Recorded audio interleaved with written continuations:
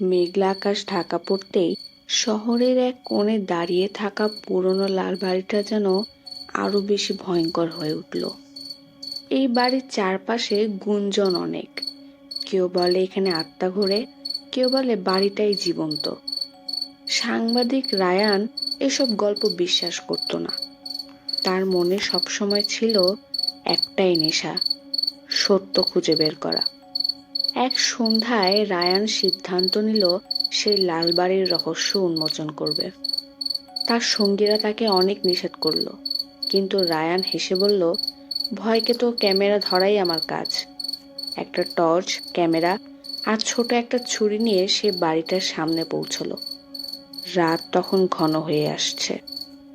বাড়িটার ভেতরে ঢুকতেই রায়ানের মনে হলো সে যেন অন্য এক জগতে প্রবেশ করেছে। সবকিছু এত নিস্তব্ধ, যেন সময় থেমে আছে।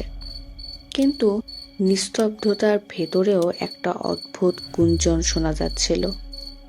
দেয়ালে ঝোলানো পুরনো ছবি, আসবাবপত্রের উপর ধুলোর স্তর, আর প্রতিটি দরজার সামনে থাকা বড় আয়নাগুলো যেন তার দিকে চেয়ে আছে। এতগুলো আয়না কেন? রায়ান নিজের মনেই প্রশ্ন করল। সে এগিয়ে গেল এক ঘরে। সেখানে বাতাস ভারী আর শ্বাস নেওয়া কঠিন মনে হচ্ছিল।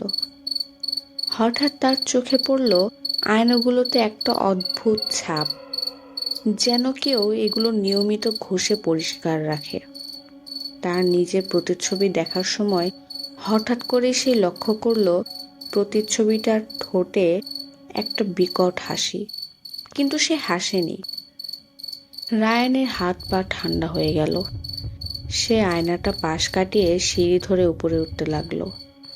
সিঁড়িটির প্রতিটি ধাপ যেন আরো ভারী হয়ে উঠেছে। দ্বিতীয় তলায় পৌঁছে সে একটা বিশাল ঘর দেখতে পেল। ঘরটার মাঝখানে পড়েছিল একটা পুরনো ডায়েরি।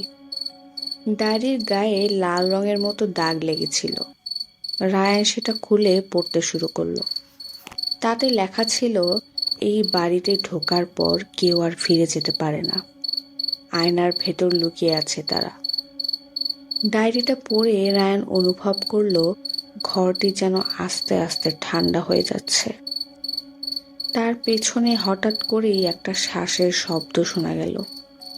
সে চমকে পেছনে তাকালো। কেউ নেই, কিন্তু আয়নার দিকে তাকিয়ে দেখলো সেখানে দাঁড়িয়ে আছে একজন নারী। তার সাদা পোশাক রক্তে ভেজা, চোখ দুটো শূন্য আর ঠোঁটে বিকট হাসি।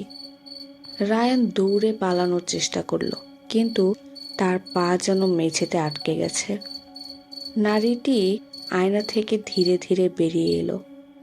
রায়ানের সামনে দাঁড়িয়ে সে ফিসফিস করে বলল, তোমার প্রতিচ্ছবি এখন আমার, আর তুমি এখন আয়নার অন্তরালের এক অংশ। পরদিন সকালে লালবাড়ির সামনের রাস্তা দিয়ে একজন পথচারী পুলিশকে খবর দিল। বাড়ির দরজার সামনে রায়ানের ক্যামেরা পড়েছিল।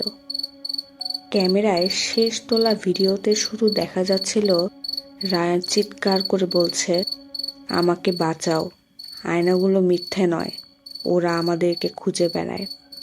কিন্তু রায়ান কোথায় গেল কেউ জানে না।